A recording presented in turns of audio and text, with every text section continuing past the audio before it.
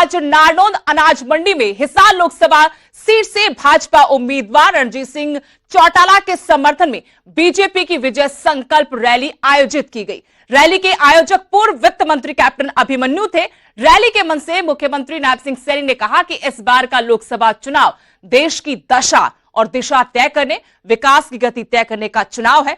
जनता को देखना है कि कांग्रेस ने पिछले 60 सालों में क्या कुछ किया और प्रधानमंत्री नरेंद्र मोदी ने मात्र 10 सालों में कितने काम किए। पहुंचने पर स्वागत करें, अभिनंदन करें। हमारी रक्षा सुरक्षा के लिए दिन रात बॉर्डर के ऊपर खड़ा रहता था। उसके ऊपर इनके समय में पत्थरबाजी होती थी, कैसे इनको वोट दे। परंतु नरेंद्र मोदी के समय के अंदर ना तो पत्थरबाजी दिखाई दी है, ना पत्थरबाज दिखाई दिए है। बीजेपी ने पूरी ताकत झोंक दी चुनाव प्रचार में 10 की 10 सीटों पर जीत सुनिश्चित करने के लिए, लेकिन बीजेपी के उम्मीदवारों का विरोध हो रहा है। सिरसा में अशोक तंवर का विरोध थमने का नाम नहीं ले रहा। भाजपा प्रत्याशी का एक बार फिर से रानिया में जमकर विरोध हुआ है। किसानों ने तंवर को काले झंडे दिखाए। चुनाव प्रचार के लिए अशोक तंवर यहां पहुंचे थे। विरोध को देखते हुए भारी पुलिस बल की तैनाती, लेकिन यहां एक बार फिर से अशोक तंवर को काले झंडे दिखाकर उनका विरोध किया गया।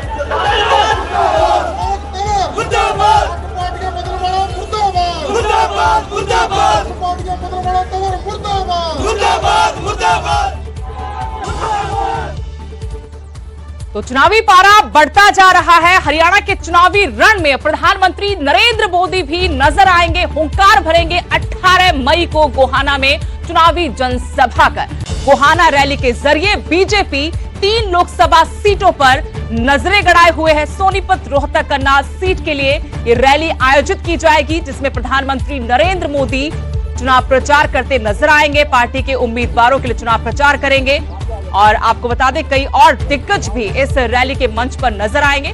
सोनीपत, रोहतक, करनाल सीट पर बीजेपी ने पूरी ताकत लगा दी है। प्रतिष्ठा का सवाल, ये तीनों सीटें बीजेपी के लिए हरियाणा की राजनीति का अखाड़ा बन चुकी है। ये तीनों वीआईपी सीटें। दिग्गजों के चुनाव प्रचार से अब सियासी पारा चढ़ता जा रहा है।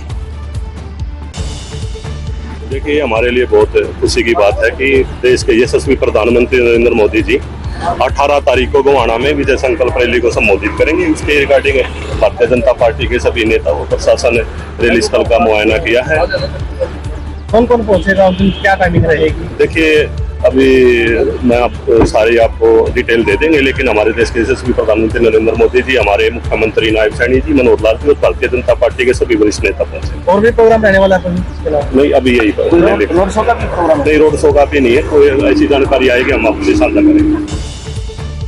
खबर करनाल से, जहां बीजेपी को झटका लगा है। बीजेपी छोड़कर कांग्रेस में शामिल हो गए हैं मनोज वधवा।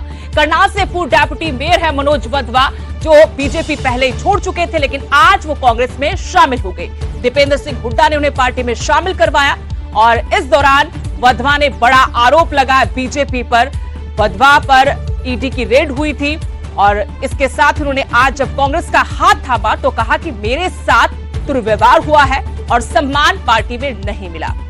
इसके अलावा दीपेंद्र सिंह हुड्डा ने भी बीजेपी पर निशाना साधा, कहा कि बीजेपी की एजेंसियों ने इन्हें प्रताड़ित करने का काम किया। अब कांग्रेस में इन्हें पूरा मान सम्मान दिया जाएगा।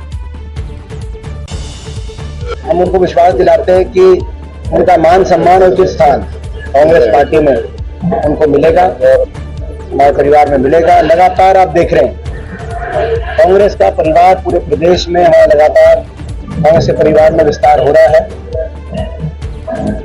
आपने देखा पिछले 1 वर्ष में 40 से अधिक विधायक, सांसद, पूर्व विधायक, पूर्व सांसद, पूर्व मंत्री कांग्रेस पार्टी में शामिल हुए, 40 से अधिक।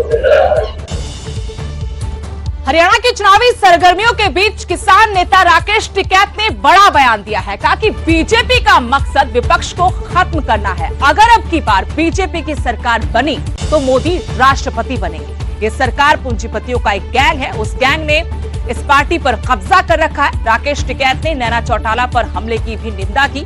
कहा कि हम गाड़ी पर हमले का समर्थन नहीं करते, जो हुआ वो दुर्भाग्यपूर्ण है। टिकैत ने कांग्रेस को समर्थन की बात को सिरे से नकार दिया और कहा कि हम चाहते हैं किसान संगठन मजबूत हो, सरकार किसी की भी आए, आंदोलन होते रहेंगे। इसके लिए किसान संगठनों का मजबूत होना बेहद जरूरी। भाई नहीं, हम तो ये हैं कि मजबूती से लड़ो भाई। देखो जो मजबूत लड़ेगा इनमें दोनों में, उसको जनता वोट दे देगी। अभी तो इनमें ही है 5-7 दिन का खेल है, अपना खर्च करके काम में जाए, खर्च भी करे। कुछ ऐसा सुक्का ये इलेक्शन लड़ रहे, कुछ कर पूरा कुछ दे रहे वैसे। और तो ठीक है,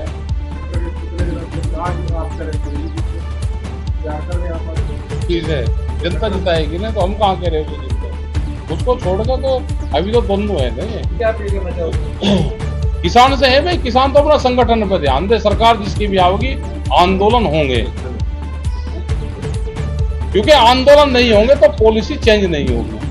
पॉलिसी चेंज आंदोलन से होगी। आपको लगता है कि मोदी अभी तो नहीं, लेकिन ये राष्ट्रपति बनेगा तो उसको बनाएगा।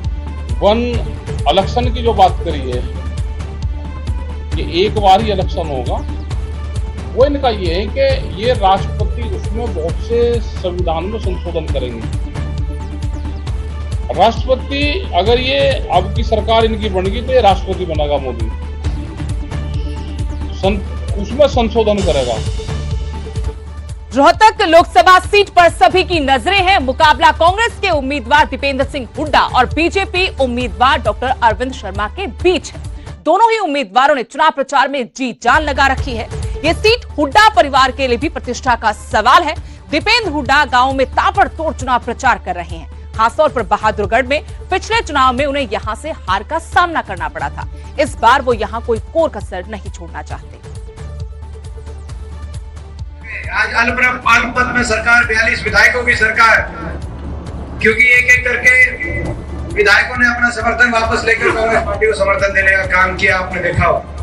क्योंकि आज पूरे प्रदेश में इनके प्रति ऐसी नाराजगी बनी, सबसे पहले इनको अपना मुख्यमंत्री बदलना पड़ा, फिर इनको अपने उप मुख्यमंत्री की छुट्टी करनी पड़ी, लेकिन फिर भी इनके विधायक, परसों भी 3 विधायक बीजेपी से वापस समर्थन लेकर कांग्रेस को समर्थन 3 विधायकों ने दिया, जिसमें से 2 करनाल के विधायक आप अंदाजा लगा सकते हैं क्या स्थिति आज पूरे प्रदेश में, क्या स्थिति बीजेपी पार्टी की होने जा रही है। महेंद्रगढ़ के सहलंग गांव में भाजपा ने रैली की, जिसमें राव इंद्रजीत सिंह ने मुख्य वक्ता के तौर पर शिरकत की और पार्टी प्रत्याशी धर्मवीर सिंह के लिए चुनाव प्रचार किया। इस दौरान राव इंद्रजीत सिंह कांग्रेस प्रत्याशी रावदान सिंह पर जमकर बरसे।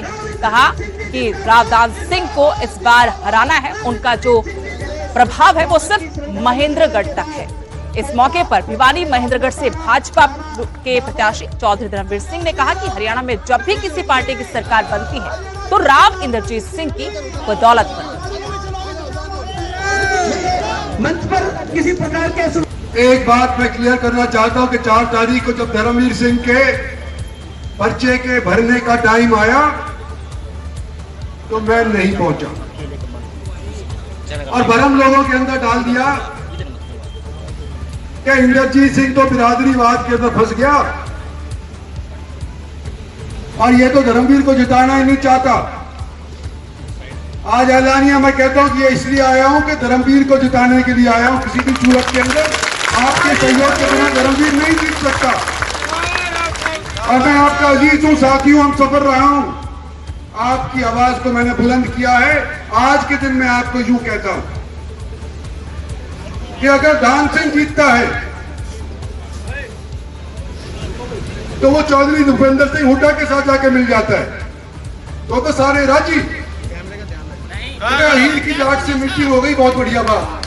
और अगर जाट मेरे साथ दे देता धर्मवीर भी गलत, तो धर्मवीर मेरे साथ खड़ा रहा है कि नहीं खड़ा, ये बताओ मेरे को।